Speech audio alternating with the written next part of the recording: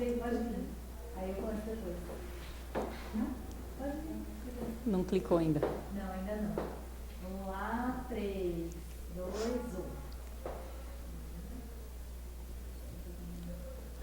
Boa tarde, todos vocês. Estamos aqui para mais um grupo de apoio nacional a pessoas com zumbido.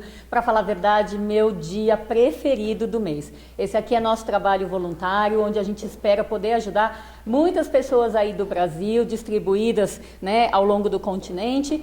E com essa participação ao vivo aqui que vocês estão assistindo, vocês vão poder fazer perguntas, mas para quem não está disponível, lembre-se, tudo que a gente faz vai lá depois para o nosso acervo cultural, que é a TV Zumbido. Então, www.tvzumbido.com.br, tá? A ideia aqui é a gente desvendar os mistérios do zumbido, um pouquinho de cada vez, em doses homeopáticas, como a gente gosta, e transmitir isso tudo para a população. E quem me conhece sabe que eu amo de paixão essa relação entre o zumbido e o metabolismo. Então a nossa convidada de hoje, a super nutricionista aqui, Tânia Rodrigues, estou super contente de estar com ela aqui do nosso lado. Ela que é nutricionista, especialista em fisiologia do esporte e nutrição esportiva. E já foi também no Bem-Estar algumas vezes e a gente teve o prazer de poder participar uma vez juntas. Tânia, um prazer de verdade ter você aqui. Que delícia, muito obrigada pelo convite. Vai ser uma delícia falar de nutrição com vocês. Ah, com certeza. A gente vai mandar a bala, porque eu sei que apesar da gente focar isso hoje aqui para o ouvido, tudo que é importante para a nutrição acaba servindo para os órgãos de um modo geral, né? Então o ouvido não tem tanta coisa em particular, mas a gente vai abordando isso ao longo do tempo. Tânia, você conhece aqueles ditados populares aí que falam coisas do tipo você é o que você come, ou a gente morre pela boca? Faz sentido para você que é uma especialista? Todos esses ditados fazem sentido, porque na verdade todo o nosso organismo, o funcionamento como o corpo funciona, como ele tem resultados, depende do quanto a gente come. E é por isso que esses ditados dizem, você é o que você come. Você vai estar muito bem de saúde se comer bem, muito mal de saúde se comer mal. Exatamente. O pior é que comer mal inclui comer umas coisas gostosas, né? Então as pessoas têm umas dificuldades de comer bem porque não quer tirar coisas gostosas, não é verdade? Tem um outro ditado, que não é um ditado popular, ainda validado, mas que diz o seguinte, se é gostoso faz mal. O que não mata engorda. O que não mata engorda, pois é. Enfim, me conta se no seu dia a dia como nutricionista você costuma ver pessoas que têm queixas de ouvido. Então, perda de audição, ou zumbido, ou tontura, ouvido tampado. Como é que é isso para você? Sim, apesar de sermos nutricionistas e muitas pessoas estarem relacionando a nutrição mais com perda de peso, com qualidade de vida até, mas pensando em corrigir colesterol, glicemia ou desempenho esportivo, muitos dos estados metabólicos têm uma relação direta com o que come. Então, também esses casos de zumbido, tontura, têm uma relação nutricional e sim, tenho recebido algumas pessoas com essas queixas. Ok, e por mais que as pessoas estejam preocupadas em emagrecer ou com a nutrição esportiva, o que você mais vê de errado no que os pacientes fazem? Estão buscando ajuda, mas quando você vai lá detectar, aonde está a base do erro mais comum que você vê? O mais comum, por acaso, tem uma relação também com o nosso assunto aqui, que é o ouvido, que é o jejum prolongado. As pessoas não têm hábito de fracionar, como chamamos na nutrição, de ter café da manhã, refeições pequenas entre as refeições maiores, organizar o dia de tal forma que a gente distribua melhor as calorias. E o jejum prolongado, além de outros problemas, também pode ser uma causa ruim para a saúde do ouvido, não é isso? E como é que a gente combate esse jejum prolongado? O que é o mais fácil de estar orientando? Mais fácil, e não é só porque ele é fácil, é porque ele é necessário. Precisamos nos organizar para ter refeições fracionadas. Então, acordar 10 minutos mais cedo, fazer o café da manhã, ter pequenos lanches na bolsa, levar para o escritório, ou algumas embalagens mais fáceis de ter esses lanchinhos e comer de maneira saudável, ter escolhas saudáveis no almoço e no jantar. E para quem pensa assim, nossa, mas se eu for comer todas essas vezes, aí que eu vou engordar? Então, não é super comum essa ideia? Exatamente, porque parece que o fato de comer menos vezes, você está comendo menos, mas não é para comer mais volume mais vezes, e sim diminuir os volumes alimentares e fracionar mais. Então são pequenas refeições, 3, 4, 5 vezes ao dia. E o que a gente vai puxar desse jejum prolongado aqui para o ouvido? Eu vira e mexe gosto de comparar o ouvido interno com um carro. E ó, não é qualquer carro, é uma Ferrari. É um carrão com potencial, com baita de um motor, né? Potente para fazer muita coisa boa ao longo do dia inteiro. Só que essa Ferrari, chamada ouvido interno, ela tem algumas particularidades. Ela não estaciona nunca, ela funciona 24 horas por dia, inclusive enquanto a gente dorme. Ela não tem um tanque de combustível que dá para estocar e fazer delivery aos poucos. Então a cóclea, né, que é essa parte do órgão do ouvido interno que é mais responsável pela audição e, portanto, pifa mais fácil, dando perda de audição e zumbido, assim como o labirinto, que também está lá dentro da orelha interna, não tem estoque de energia. Então, se a gente faz jejum prolongado, o que isso equivale nessa nossa figura de linguagem? A querer que a Ferrari produza, funcione o tempo inteiro, mas você não está afim de dar combustível. Ou seja, mais hora, menos hora, vai ficar na mão. Então, isso é super importante para que as pessoas entendam que, ó, tá dormindo, né, para quem dorme aí 6 a 8 horas por noite, já é o maior período de jejum do seu corpo. Só que o carro tá ali lento, vamos dizer assim, com pouco consumo. Você abriu o olho, levantou da cama, você está engatando marcha, tá? Então, é importantíssimo que você acorde e dê combustível para esse carro, que é o que a Tânia falou. Se vai acordar em cima da hora para ir para a escola, para ir para o trabalho, para ir para a academia, acorda 10 minutos antes, né? Isso é questão de bom senso, é questão de costume, não é verdade? Exatamente. Muitas pessoas dizem, mas eu não tenho fome, eu não consigo comer. Porque também é o hábito, o nosso corpo também se acostuma com poucas reservas. Né? A diferença do corpo para o carro é que o corpo é mais inteligente. Então ele reserva, ele guarda alguma energia, porque já sabe, já está condicionado a saber que no dia seguinte você não tem de novo a refeição, não tem de novo a energia. Então ele se acostuma em esperar que você dê essa energia, esse combustível para fazer uso disso, guardando um pouquinho. O que também reverte em ganho de peso. Reservar energia corporal também é ganho de peso. Ok. E o que você acha daquelas pessoas que têm uma vontade, uma fissura por doce, seja chocolate ou qualquer outro, doce, goiabada, pudim, etc. É comum isso? Muito comum. Nossa Senhora. Primeiro porque é gostoso. Quando as pessoas experimentam alimentos saborosos, obviamente que elas usam isso como primeira escolha, né? O que é mais gostoso. É o prazer, né? O prazer. É E o prazer não é ruim. Se você usar isso também para escolhas de novos alimentos, isso é bom. Mas, normalmente, a vontade do doce, numa situação de alimentação errada, desequilibrada, mal fracionada, mal dividida, às vezes tem a relação com o nível de açúcar no sangue. Então, o nosso corpo diminui o nível de energia, diminui o nível de açúcar no sangue, o cérebro reconhece essa informação e te manda uma mensagem. Olha, acabou o combustível, você tem que trazer mais. E você lembra de coisas que você já conhece, que você gosta, mais fácil acesso e dá uma energia rápida para o organismo. E aí passa a consumir muito mais açúcar do que realmente o corpo precisaria. E essa questão de comer mais doce, você vê, tem relação com o fato das pessoas trabalharem mais fora de casa, trabalharem mais na rua e daí parar para comer qualquer coisa rápida ou não? Você acha que às vezes, mesmo dentro de casa, a pessoa que consegue, tem poder para controlar a coisa, não controla muito bem? Como que você vê isso? São duas situações. Fora de casa, nós temos mais variedade, disponibilidade, né? A praticidade do comprar e sair comendo na rua, ou não sai para almoçar e pede alguma coisa, qualquer coisa para comer na hora do almoço, enfim. Mas estar em casa também tem uma outra facilidade. Se você já abasteceu sua geladeira, se você tem essas bobagenzinhas em casa, estudando, assistindo televisão, ou um pouco mais ocioso, ou mesmo com as tarefas domésticas, sabe que tem e aí vai buscar. Então, às vezes, para algumas pessoas é mais fácil controlar quando elas estão fora, porque não está tão disponível quanto em casa, e para outras é mais fácil controlar em casa porque não comprou, e aí sim passa a não estar mais disponível. Perfeito. É disponibilidade. Onde está mais fácil? Onde está mais fácil e onde tem mais tentação também, né? Porque nessa variedade toda a gente vê muita tentação. Chegou a primeira pergunta da internet aqui, que é a seguinte: eu não como muito doce, mas eu como muito pão. faz mal também? Uhum.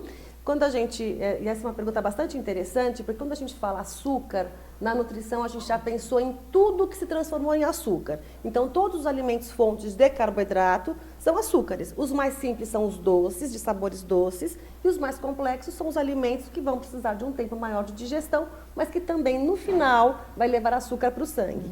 Esses mais complexos são todos os cereais e seus derivados. Então, trigo, farinha de trigo, pão. Trigo, farinha de trigo, macarrão, batata, arroz, flocos, cereais matinais, todos os cereais e os seus derivados também são fontes de carboidrato, também vão elevar o nível de açúcar no sangue. E a mandioca e a batata doce, é impressão minha ou elas estão sendo mais supervalorizadas recentemente aí na mídia como fonte de carboidrato de boa qualidade? Isso, mas de boa qualidade não porque ela é diferente na composição química em relação a um trigo, a um arroz, a um milho, mas porque os grãos são refinados, eles passam por um processo, viram farinhas, eles perdem as vitaminas, as fibras, fica só o carboidrato puro, que chamamos de carboidrato mais simplificado, mais fácil de ser digerido. E as raízes e os tubérculos, na sua forma natural, mantém as vitaminas, é um carboidrato, tem algumas fibras como batata doce, mandioca, que são aqueles fiapinhos que fazem parte da composição. Isso muda a característica de absorção e o tempo de absorção. Então, te mantém mais tempo saciado pelo carboidrato. E aqueles que são mais refinados, como os doces, os açúcares, as farinhas brancas, o pão branco, não te deixa saciado, porque vai muito rápido para a corrente sanguínea e cai muito rápido também com a ação da insulina. E você fica com fome de novo, e belisca de novo, e come a mais. Eu estou me lembrando de um caso aqui que a Marcinha que sempre conta nos cursos que a gente dá, de uma paciente que queria emagrecer. Então, o que ela fazia? Ela ficava o dia inteiro sem comer e depois de noite, quando dava fome, ela abria uma lata de leite condensado. Zumbido e tontura. É de sentar e chorar, não é? Não pode fazer isso. Tem que ter uma variedade de alimentos saudáveis, né? Não dá. Com certeza. E frutas? Outra pergunta da internet aí. O que você tem para falar aí sobre o benefício das frutas? Comer fruta demais faz mal? Bom, primeiro a gente tem uma recomendação universal, mundial, de consumo de frutas que faz parte da saudabilidade alimentar. Todo mundo deve consumir frutas, legumes e verduras como fonte de frutas, vitaminas e minerais.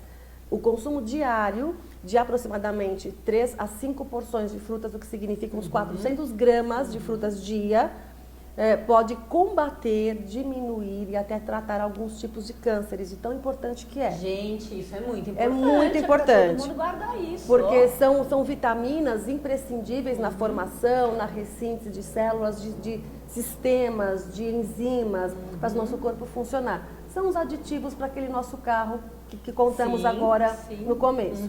É o que faz o motor trabalhar melhor, ter mais longevidade e saudabilidade.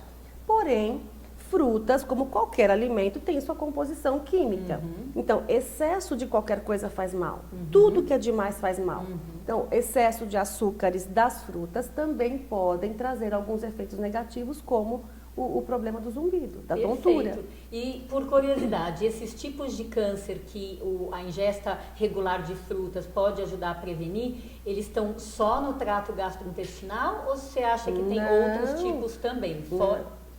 Tem, por exemplo, as vitaminas dos beta-carotenos, dos carotenoides, tem relação com câncer de pele, câncer de próstata, câncer de mama. Então, no digestório, sim, são mais importantes, porque faz o funcionamento, mantém o intestino saudável, consequentemente, você pode evitar alguns tipos de cânceres do intestino, mas de todo o nosso sistema, faz parte de todo o nosso corpo. Excelente, excelente. Olha a importância disso tudo que está sendo falado aqui, hein, pessoal, para vocês guardarem.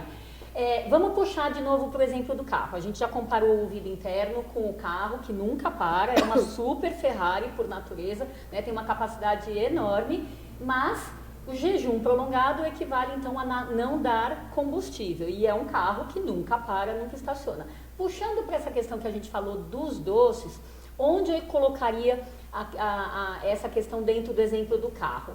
É como se você fosse colocar um combustível, a gente está sempre falando que não estoca, hein? Mas você vai colocar um combustível de curtíssima duração. Porque dentre todas as coisas que o organismo pode receber para ser nutrido, a glicose tem menos duração, não é isso? Então é uma coisa que você acaba consumindo muito mais rápido do que os outros tipos de combustível.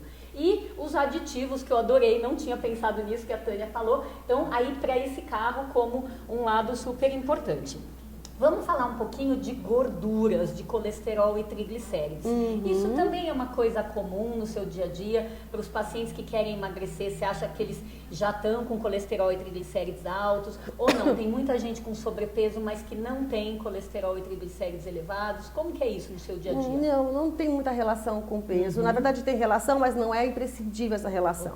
Porque os níveis de colesterol aumentados e triglicéridos têm uma relação mais importante e estatisticamente mais frequente com o estilo de vida.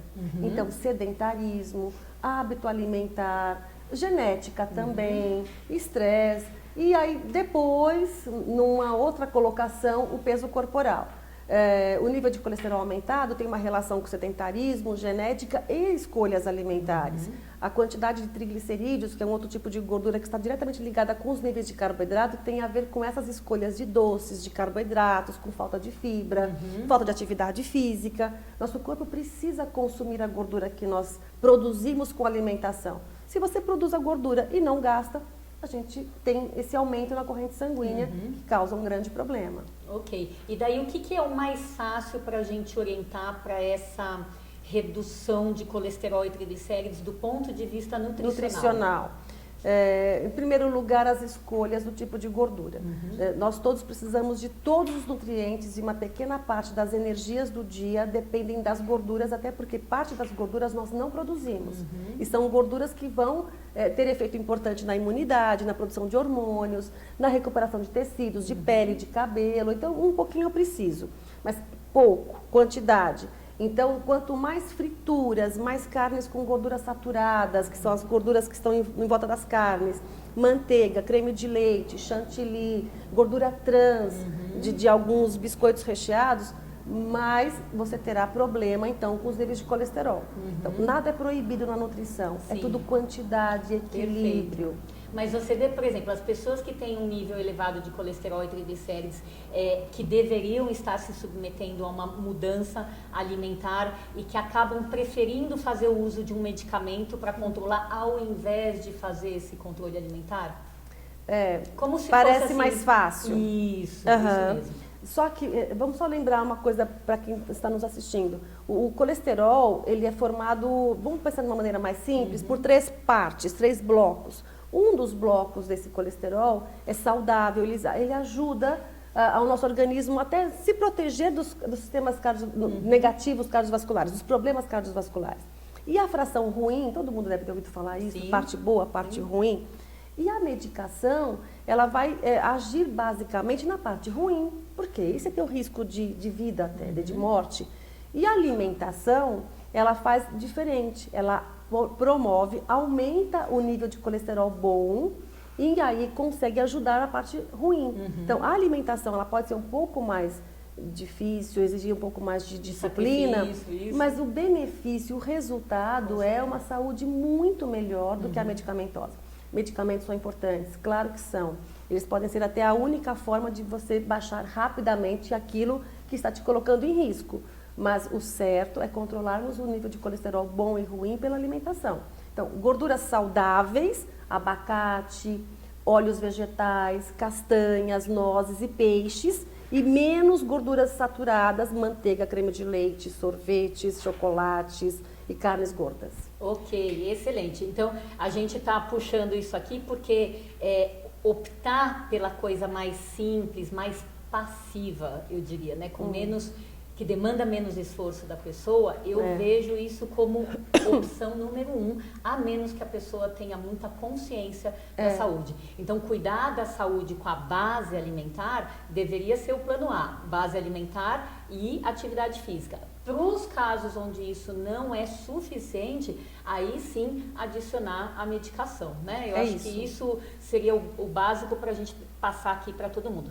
E voltando para o carro, para a Ferrari, onde é que a gente vai encaixar essa questão das gorduras do colesterol e triglicérides? Lembra? Ele é uma Ferrari, capacidade ótima, ele não para, não estaciona nunca, está sempre gastando e não tem estoque. É mesmo? Tô na minha empolgação da revisão aqui do carro. Horrível. Linda. 2 filhas, uma sobrinha. Ah, que legal. Assim, vão todo mundo aprender. Legal, legal. E começa de um estado? Sim, você estava fazendo A da Ferrari. Ah, estava bem no começo. Então, voltando para a nossa Ferrari, onde é que a gente encaixa a questão do colesterol e triglicérides? Ó, imagina que aqui eu tenho um copo de água e eu vou uma garrafa de água, desculpa, e eu vou derramar essa água, vou botar a garrafa de ponta cabeça. E essa água ela vai despencar porque ela é muito fluida. Imagine que aqui desse lado eu tenho um copo de óleo. E daí eu vou derramar isso aqui de ponta cabeça e o que acontece? O óleo vem devagar, escorrendo pelas beiradas, porque ele é muito mais denso. Então, o sangue que é muito rico em colesterol e triglicérides, ele fica muito mais viscoso, muito mais pegajoso, como se fosse o copo de óleo e não como se fosse o copo de água. Então, imagina esse sangue pegajoso, que daí tem que passar por um lugarzinho fino, que é o túnel onde esse combustível vai ser entregue para a Ferrari funcionar. Então, o canal já é fino, é artéria auditiva interna, é filha única, só tem aquele canal. Equivale a um fio de cabelo, e ó, dos meus, hein? Não é de quem tem cabelo grosso, não. E daí tem que passar aquele sangue viscoso, vai gorduroso. É claro que o fluxo, a velocidade vai diminuir. E se a Ferrari é uma coisa que demanda, quanto mais lenta for essa chegada, é claro que a gente está arriscando a deixar o nosso carro / ouvido interno na mão. Faz sentido? Muito sentido, e completando até, colocando de novo, a importância de ter tudo muito equilibrado e balanceado, não é para excluir as gorduras saudáveis da vida. Colocando o carro como exemplo, as peças são lubrificadas com graxa, com gordura, para que você tenha o funcionamento adequado. Nosso corpo também. Então, a gordura que vai para a parte boa do nosso corpo lubrifica todas as células, faz todo o caminho dos impulsos nervosos, funcionamento dos hormônios, dos anticorpos. O excedente vai para o sangue e aí não vai passar pelos caminhos mais finos, exatamente. Com certeza. Ô, Tânia, eu vi no seu site que você tem umas dicas de como arrumar a geladeira. Isso é importante para armazenar os alimentos, deixar a preservação melhor? Por 2 motivos, sim, muito importante. Primeiro, as pessoas deixam de comprar verduras e legumes porque estragam. Elas compram, colocam no fundo da geladeira e esqueceram que compraram. E aí não fazem mais, não vêm, né? Ou até fazem, mas pela bagunça da geladeira, os alimentos passam prazo de validade, ficam com odor horrível, passa a ser até risco de consumo se eles não estão adequados para o consumo, pelo tamanho, pela disponibilidade da geladeira com a temperatura. Então, o que está na porta, o que está no fundo, o que está embaixo, mais perto do freezer. Então, arrumar a geladeira também é uma forma de você saber o que está disponível, criar rapidamente o seu lanchinho, a sua refeição e manter os alimentos saudáveis e aí fazer uma programação de compras também. Ok. E, assim, na vida moderna, considerando que, por mais, assim, a gente fala muito desse assunto de alimentação, mas vira e mexe eu me surpreendo ainda como parece que tem muita falta de informação. Então, a gente é um ponto mais viciado, porque está sempre falando e às vezes tem a sensação que muita gente já conhece o assunto. Mas se a gente considerar que tem muita desinformação ainda, tem muitas tentações aí em tudo que é, sei lá, padaria, barzinho, que você entra na esquina. E que as pessoas hoje têm falta de tempo, ou pelo menos, né, não se organizam para dar tempo suficiente para organizar as refeições. que dicas que você poderia dar do ponto de vista prático de como se organizar, além de acordar mais cedo e fazer os lanchinhos para o dia inteiro? Tem alguma coisa que você pode ajudar quem está nos assistindo? Então, se a gente pensa em falta de tempo, você colocou que não é só vontade, tentações, disponibilidade, é mais pelo tempo, não é mesmo? As pessoas passam pelo mesmo caminho, elas vão para o trabalho, para a escola, para a faculdade e compram sempre no mesmo lugar e aí se acostumam a pedir a mesma coisa. Então, a primeira dica, eu acho que é conhecer melhor o mercado. Você tem que passar por um supermercado grande, mega, enorme, e conhecer todas as disponibilidades. Hoje tem muita informação em rótulo. Então, você pode até descobrir biscoitos mais saudáveis, diferentes daquele que você consumia. Iogurtes mais saudáveis, com menos açúcar do que aquele que você consumia. E até frutas secas, se você vai estragar na geladeira, frutas secas que duram mais. Então, talvez primeiro conhecer tudo que você gosta, quais que estão, com tanta informação que a gente tem hoje pela internet, por todos os meios, quais que estão listados como alimentos mais saudáveis e mudar seus hábitos, então, fazendo compras, escolhas mais saudáveis, mesmo que práticas, mesmo que industrializadas, mesmo que empacotadas, para facilitar o seu dia a dia. Agora excelente, a gente recebeu uma pergunta que eu sei que você vai detonar aí. A pergunta é mel. Mel. Amigo ou vilão? O mel, e eu já vou aproveitar e colocar o açúcar mascavo. Tá. Amigo ou vilão? Olha, nós tivemos a oportunidade de discutir muito sobre mel um dia. Para quem nunca nos viu falando de mel, ficamos meia hora falando só de mel, né? Foi muito bom. Que a gente fazia isso a vida inteira. Pois né? aliás, nós aprendemos bastante naquele dia. Mas mel é bom pelo seguinte, a composição de mel é igualzinho do açúcar. A composição química de mel é frutose com glicose, igual da cana-de-açúcar, igual. A diferença é que pelo processo mais natural das abelhas, faz com que ele tenha um poder de adoçar maior. Então, quem usa mel para adoçar um alimento, provavelmente vai usar menor quantidade do que se fosse açúcar. Entendi. Que você precisa de mais para ter o mesmo poder de adoçar. E o açúcar mascavo, ou o açúcar demerara, ou a rapadura, enfim, vem do mesmo processo. A cana-de-açúcar, garapa, que é um líquido com frutose e glicose, vai perdendo a água, ficando cada vez mais seco por calor, e aí vira rapadura, e aí vai para o açúcar demerara, e aí passa para o mascavo, depois mais limpo, acidificado para o cristal, do cristal para o refinado. Da cana-de-açúcar até o final, que é o açúcar refinado, a composição química é a mesma, a quantidade calórica é a mesma, o nível de açúcar é o mesmo. A diferença é que para ficar branco, passou por um processo ácido. E quando você come lá da cana-de-açúcar, não teve nenhum processo químico ácido, mas a quantidade de açúcar, a composição química é a mesma. Excelente. E a outra pergunta, a internet está movimentada hoje aí, hein, Marcinha? Que bom. Outra pergunta da plateia virtual. Alfarroba é uma coisa bastante usada? Bastante usada como uma opção de açúcar, sem a mesma característica de açúcar. Então, quando a gente falou de açúcar mel e açúcar cana-de-açúcar, a gente falou do açúcar que faz parte da nossa cultura. Nós usamos os açúcares dessa maneira para adoçar.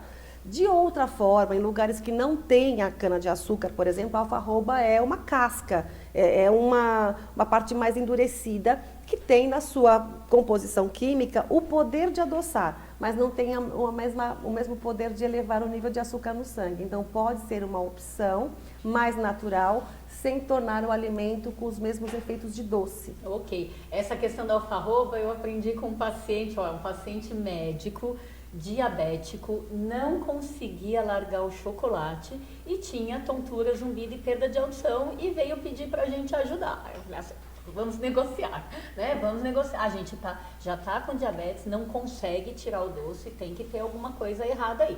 Como é que a gente vai fazer para conseguir colocar um fracionamento melhor e uma retirada de doce para não ficar estimulando esse erro metabólico e o ouvido sofrendo? Então, coloquei para ele entendeu e ele foi se virar.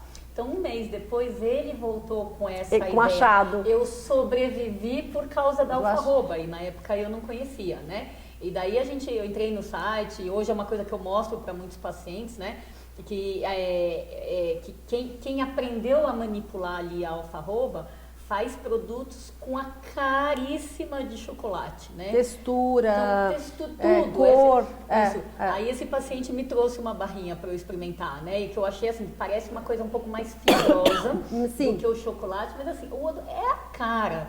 E acho que há uns 3 anos pra cá que eu já comecei a ver ovo de Páscoa de alfarroba, que até então eu pelo menos não conhecia, né? Então acho que acaba sendo um produto porque não tem lactose também, É né? completamente Glúten, diferente, né? é completamente diferente da composição do chocolate, né? O chocolate é a semente do cacau que faz a produção lá do chocolate mesmo, e aí a barrinha de chocolate passa por manteiga de cacau mais leite. Alfarroba não, é só o produto final mesmo da noz da alfarroba, que é uma planta. Ok. Mais perguntas aqui, ó. Estão perguntando, uva é ruim para o zumbido? Seja pelo açúcar ou pelo tanino? Você conhece alguma informação? Eu desconheço. Pelo tanino, eu acho que você poderia responder melhor, porque eu também desconheço. Não está na nossa lista de proibições para o zumbido tanino, em especial. Exatamente. E só para saber, tanino ele fica mais na água tônica do que, na verdade, em alguns alimentos que consumimos no dia a dia em quantidade. Mas pelo açúcar, provavelmente. A uva é uma das frutas mais ricas em glicose e frutose, cuja composição é a mesma do açúcar. Então, ela facilita, sim, a transformação e aumentar o nível de açúcar. E daí qualquer tipo de uva? Qualquer uma. Isso faz parte da composição da fruta. Ok. Desculpa, Imagina. outras frutas mais densas, não tão aguadas, ela tem na sua composição amido, tem outros carboidratos misturados. Então, quanto mais aguada for a fruta, mais rica em frutose, mais rica em glicose, que são açúcares que dão esse sabor doce e se elevam mais rápido. Frutose sozinha não se eleva rápido. Então, se a fruta tiver mais frutose que glicose, como melão, pera, não sobe tão rápido. Se tiver mais glicose que frutose, como uva, maçã, aí sobe mais rápido. Okay. Então, tem composições diferentes. Ok, e para gente que trabalha com o ouvido, o que é importante da gente saber? Para todo mundo que é normal, o processo digestivo da glicose leva, quando a glicose aumenta no sangue, ela não pode ficar alta por muito tempo e, portanto, o corpo dá um jeitinho de fazê-la diminuir, entrar nas células para normalizar no sangue. Então, o que acontece? Quem é chamado nessa hora é o pâncreas. E daí ele recebe um comando para produzir insulina, né? Então ele vai lá, obedece, produz insulina e aquela glicose que estava alta volta ao normal, tá? Algumas pessoas, por problemas genéticos do sistema digestivo, quando elas comem doce e esse açúcar, essa glicose aumenta no sangue, o pâncreas também é chamado. Só que ele recebe essa ordem e ao invés dele obedecer como de costume, ele vai lá e mostra serviço. Ele produz 2 vezes, 3 vezes, 5 vezes essa quantidade de insulina. Então, esse monte, essa tonelada de insulina que é produzida por alguns sistemas digestivos, tem 2 efeitos. Pasmem qual é o primeiro, que isso foi mostrado num estudo japonês bem antigo. O primeiro efeito desse pico de insulina é fazer bagunça no ouvido, né? E o segundo efeito é fazer aquela glicose que, ao invés de voltar ao normal, despencar. Ela cai muito rápido. Então, a pessoa 3 a 5 horas depois de comer um doce, ter esse pico de insulina, a glicose já está às vezes mais baixa do que o que ela estava quando a pessoa estava em jejum, não é isso? E daí quando a pessoa está nessa baixa de glicose, ela pode sentir a tontura, o zumbido, o ouvido tampado, que pra gente são sinais de alerta, e aí o que vem? Uma vontade de comer doce de novo e a pessoa resiste? Resiste nada, ela vai lá, come de novo e o ciclo se perpetua, né? Então, isso é importante também, a gente sempre fala para os otorrinos, para a gente, de alguma maneira, fazer o paciente entender que precisa cortar o ciclo vicioso, né? Porque senão ele fala, mas eu preciso, eu não consigo ficar sem, né? E senão não tem, acho que um estímulo, se ele não entende o vínculo com o ouvido, não tem um estímulo para ele começar a sair desse ciclo vicioso. É, né? Verdade. E aí, só voltando um pouco para as frutas, para a gente também não proibir tudo que tem açúcar, a gente acabou falando que fruta também pode ser um fator negativo, a diferença dessa velocidade de absorção dos doces comparado com fruta é que fruta tem fibra. A casca, o bagaço, o formato da fibra faz com que a gente não tenha essa elevação tão rápida. Então, uma dica: comeu o doce, já fez tudo errado, já tem problema de zumbido, cai rapidamente o nível de açúcar no sangue, vem dor de cabeça, mau humor, fome de novo, vontade de açúcar, vai para uma fruta primeiro. Então, a gente sempre brinca com o paciente que tem problema de audição. Primeiro a maçã, depois o doce. Primeiro a fruta, espera um pouco, veja se aquela vontade de açúcar continua, porque é mais lenta a entrada, e aí pode ser até que você nem tenha mais vontade. E essa dica de tomar água também vale como se fosse a fruta? Porque essa é uma coisa que eu já tinha ouvido. Quando dá vontade do doce, toma 1, 2 copos de água. Eu não sei se pela dilatação do estômago, de tentar dar uma saciedade também, para ver se a fruta diminui. Não faz tanto sentido. Depende da causa. Tá. Quando a causa é, de fato, por nível de açúcar abaixo no sangue, a vontade é por doce e sem critério. Você vai abrir uma lata de leite condensado mesmo. Ok. Agora, quando muitas pessoas confundem fome com sede. Como o centro da fome e da sede estão muito próximos, e o da sede fica desativado quando você não toma água, aquela sensação de que falta alguma coisa para a minha produção de energia, porque a água também é importante para a oxigenação, a pessoa come e não bebe água, que é um outro fator importante, se hidratar ao longo do dia. Com certeza, com certeza. E falando em hidratação, tem a outra pergunta. Suco de fruta natural, posso consumir à vontade ou tem algum problema? Então, a má notícia é que nada é à vontade, nem água, senão você morre afogado. Nada é à vontade, tudo é controlado na vida. E aí, até vai de encontro com o que a gente acabou de falar. Se eu comer a fruta, eu tenho uma mastigação, as fibras vão atrapalhar um pouco a velocidade de entrada desses açúcares no sangue e eu vou alimentando o meu corpo com mais tempo, não vai entrar esse açúcar rapidamente. Se eu tomar o suco, não.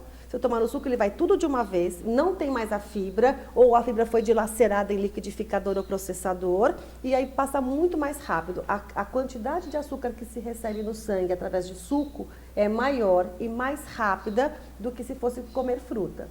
O ideal hoje é uma recomendação até nova na nutrição, é comer fruta e evitar suco, é comer fruta e beber água, e evitar sucos como forma de consumo de vitaminas. Ok. Não é proibido, faz parte da alimentação infantil, pode ser parte da sua alimentação em forma de vitaminas, né? Vitaminas eu digo como fonte de vitaminas, mas tem que comer fruta também, tem que comer fibra também. Perfeito. Agora que estão faltando 10 minutinhos aqui que já estão chamando minha atenção, eu queria que você falasse um pouquinho de duas coisas que são um pouco mais raras, mas eu estou começando a prestar mais atenção no dia a dia e principalmente porque nós otorrinos não costumamos checar como é o intestino dos pacientes. Eu queria que você falasse um pouquinho de intolerância à lactose e intolerância a glúten. Ótimo. Intolerâncias geralmente se manifestam com sintomas no intestino. Então, não digere, fica flatulento, aumenta a produção de gases, tem distensão abdominal, cólicas, dores e diarreia. O corpo vai jogar fora aquilo que ele não conseguiu digerir. Então, isso é uma intolerância. Nem todo mundo tem, mas é muito importante prestar atenção no funcionamento intestinal. Quando o intestino funciona direito, ele vai deixar de tempos em tempos absorver só o que o nosso corpo precisa e jogar fora de tempos em tempos aquilo que ele não precisa. Então, também, o contrário das intolerâncias que causam diarreia se dá com o mesmo grau de importância quando o intestino não funciona, quando não se tem consumo de fibras, se come tudo refinado e passa a ter dias e dias sem funcionar. Então, prestar atenção no funcionamento intestinal, procurar um profissional que faça um diagnóstico correto para saber se você é intolerante, se de fato precisa de uma alimentação com restrição naqueles alimentos. Para glúten, todas as farinhas, exceto de arroz e todos os grãos, portanto, e pode consumir batatas e pode consumir mandiocas. E para leite, todos os derivados de leite também, porque se for uma intolerância de fato, mesmo a contaminação e mesmo pequena quantidade de lactose vai ter os mesmos sintomas. Se for só sensível, pequena quantidade será bem absorvida. Então, o sensível à lactose pode comer queijos amarelos, que não tem lactose, pode tomar coalhadas, que não tem lactose, e o sensível ao glúten pode comer pouco glúten. Então, ao longo de um dia, preferir arroz e não macarrão, preferir batatas e não pães, e se eventualmente está numa festa ou no final de semana e comer uma pequena quantidade, ele vai se sentir ali com um certo desconforto, mas não é uma doença, não é um problema. A doença, de fato, pode levar a má absorção de nutrientes e causar até um quadro de desnutrição, de carências importantes. Excelente. Puxando para o ouvido de novo, no comecinho desse ano, eu atendi uma paciente que eu tinha visto há 10 anos atrás, uma única vez.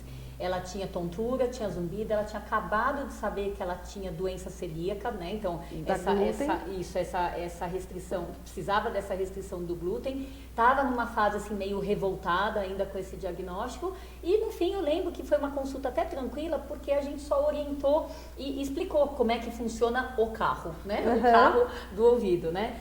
E daí fiquei 10 anos sem vê-la, ela voltou aí em janeiro, fevereiro, bonitona, 30 e poucos anos. O que ela me contou? Por causa da restrição do glúten, ela nunca foi tão saudável no ponto de vista dela, nunca se achou tão saudável. Atividade física, vida normal, aceitação da doença. E daí, tanto que ela passou bem por 10 anos, né, sem nenhuma crise nem nada, que ela achou que ela estava curada. Então ela teve um fim de semana com amigos na praia, e nesse fim de semana ela tomou cerveja, comeu coxinha. Isso no fim de semana. Na terça-feira seguinte ela estava no consultório por causa de recidiva, de tontura e de zumbido. Então, assim, eu lembrei dela agora porque, primeiro, foram 10 anos que assim, ela aceitou, fez super bem, exemplar. E eu achei muito bacana essa ideia. Olha, eu fiquei tão sem sintoma que eu achei que eu estava curada. Não tem volta, não, infelizmente. E se tem o diagnóstico de intolerância, não tem volta. O corpo não vai produzir mais as enzimas para quebrar aquela proteína glúten, né, chamada glúten do trigo, por exemplo. Então, né, se você tem o diagnóstico, você não pode comer. E se comer, saiba que você vai ter os sintomas. Ok. E levando em consideração que existem alguns testes para fazer diagnóstico, tanto do problema com a lactose quanto do problema com o glúten, mas nem sempre os testes dão o resultado real, né? Nem sempre eles acusam quando existe o problema ou eles descartam quando não existe o problema. O que você recomenda na dúvida? Analisar os sintomas, principalmente. Então, se a gente tem dúvida, por exemplo, de lactose, que é o mais fácil de fazer o teste, porque se você não digere a lactose, tomar lactose em jejum e colher o sangue vai mostrar que você não tem um aumento do nível de açúcar no sangue, porque você não digeriu, não tem mais açúcar ali, não passou o açúcar. Só que às vezes aparece uma leve elevação do nível de açúcar. Parece que você digeriu um pouco daquela lactose. Então, o que a gente faz testes mesmo.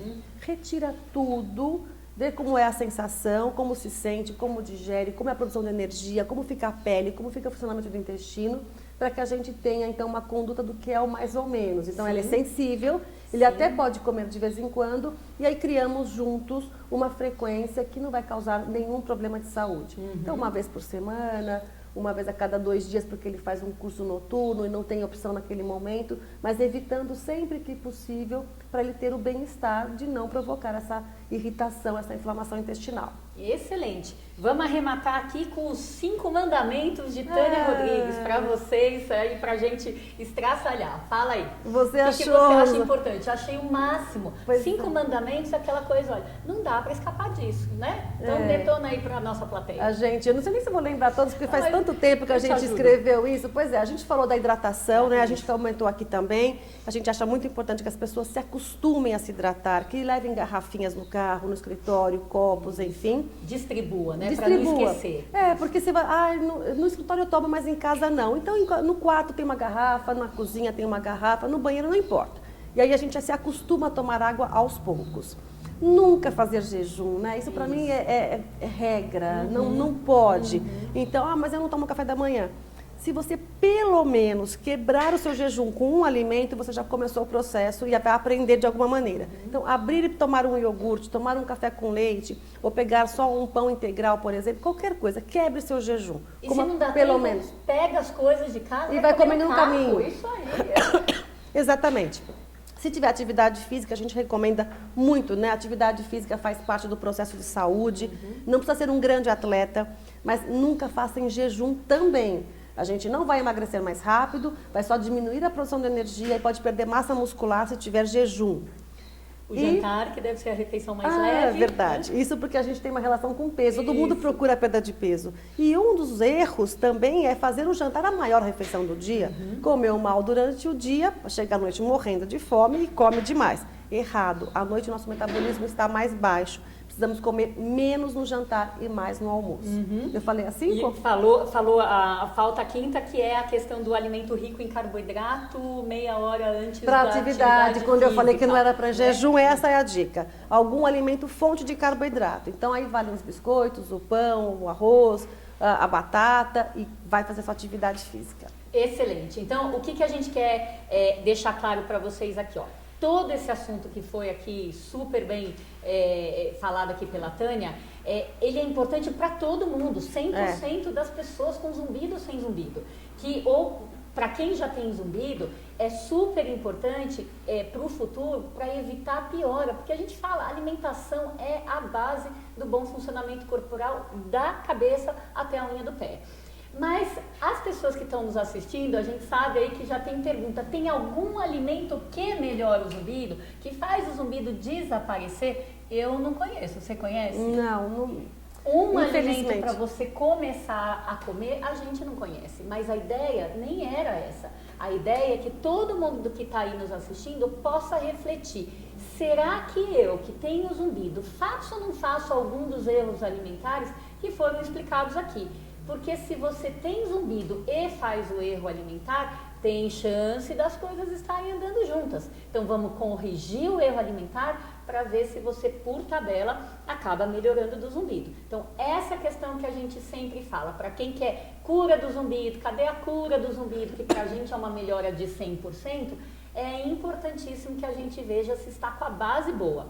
Porque se essa reeducação alimentar puder ser feita por 1 a 2 meses, vai que a pessoa melhore, sei lá, 30%, 50% do zumbido. Não é cura, não é a cura que todo mundo está querendo, mas a gente não está a ponto de menosprezar melhoras parciais. Então, se só entre aspas, com coisas saudáveis a gente já consegue colocar o nosso organismo em melhor funcionamento, estamos esperando o quê? Não é verdade? Então, é com isso que a gente deixa essa mensagem de saúde para vocês. Eu quero só pedir para a Tânia deixar um telefone de contato para todo mundo que quiser entrar em contato com você. Tá ótimo. Então, 3044 4047. Eu tenho o maior prazer em atendê-los. Tchau, gente. Super obrigada pela presença de vocês. Mês que vem tem mais. Até mais. Tchau, tchau.